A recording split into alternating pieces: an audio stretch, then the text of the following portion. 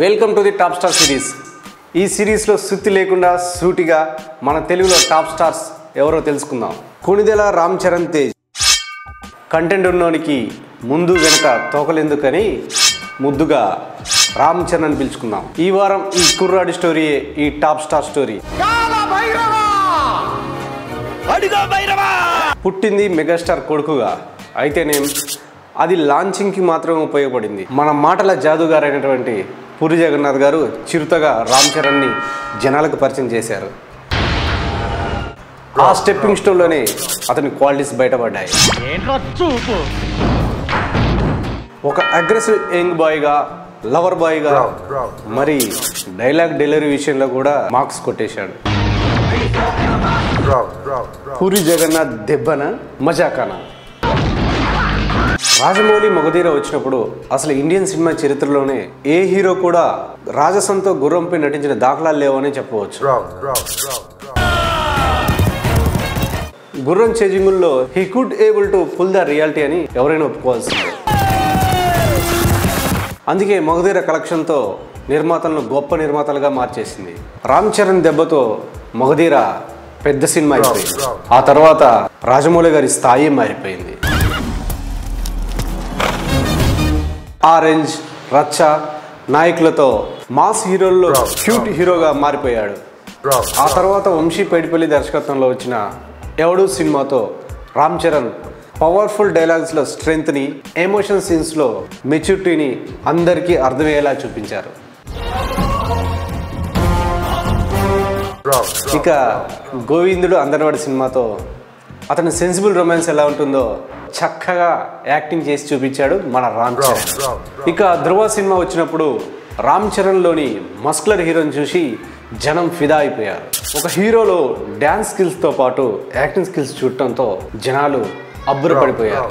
ఈ amazing amalgamation చూసిన తెలుగు ప్రజలు రామ్ చరణ్కి బ్రహ్మరథం పట్టారనే చెప్పాలి. అంతటితో ఊరుకోలేదు. అలా ప్రజలు చూస్తుండగానే ఏ మాస్ హీరో చేయలేని ఒక పెక్యులర్ రోల్లో రంగస్థలం సినిమాతో ప్రజల గుండెల్లో నిలిచిపోయాడు. ఆంగిక అభినయం అలవోకుగా చేస్తూనే సాత్విక అభినయంలో సత్తా చూపించాడు. రంగస్థలం సినిమాలో రామ్ చరణ్ ఏడిస్తే జనాలు ఏడ్చారు. అతను హ్యూమర్ చేస్తే సీట్లలో జనాలు కాళ్ళెత్తి మరీ నవ్వారు. చిట్టిబాబు చిన్నబోయి కూర్చుంటే జనాలు మూగబోయారు. తన ఇండివిజువల్ సెన్సిబిలిటీ, సునిశ్చితమైన పరిశీలన శక్తితో నటించిన రామ్ చరణ్ని చూసి ఇండస్ట్రీ మొత్తం ముక్కున వేలేసుకుంది. ఆ తర్వాత సీతారామరాజుగా త్రిబుల్ సినిమాతో మీ ముందుకు వచ్చిన రామ్ చరణ్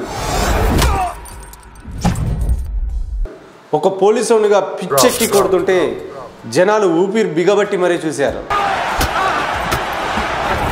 ఆ ఇంట్రడక్షన్ సీన్లో ఒక పోలీసునిగా వేల మంది జనాల్లో చేసిన ఆ సహజ నటనకి థియేటర్లో ప్రేక్షకుల రోమాలు నిక్కబొచ్చు.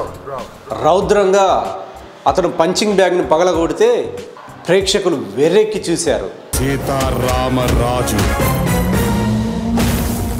అతని సెంటిమెంట్ డైలాగులకి ప్రేక్షకులు కంటతడి పెట్టారు. రామ్ చరణ్ మీసం తిప్పుతుంటే ఈ డెబ్బ ఈడేరా పోలీసుడు అంటే అని ఇండియా మొత్తం ఊగిపోయింది.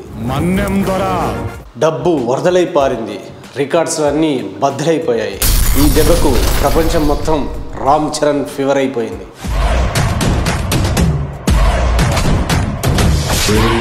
ఒక కుర్రాడు స్టార్ ఇంట్లో పుట్టి స్టార్ కాలేదు. తనని తాను మలుచుకున్నాడు. చిరంజీవి కొడుకు రామ్ చరణ్ బానే ఉండాలే అనే స్థాయి నుంచి రామ్ చరణ్ కా ఫాదర్ చిరంజీవి అని ఎంటైర్ ఇండియా అనుకునేలా చేశాడు. అసలు చిరంజీవి కొడుకు రామ్ చరణ్ అని తెలియని రోజుల్లోనే చెన్నై బీచ్లో డెడికేటెడ్గా గుర్రం స్వారీ నేర్చుకున్నాడు. డాన్సింగ్ స్కిల్స్ నేర్చుకుంటూనే అయ్యప్ప స్వామి దీక్ష చేస్తూ తనలో సహనాన్ని వంట పట్టించుకున్నాడు.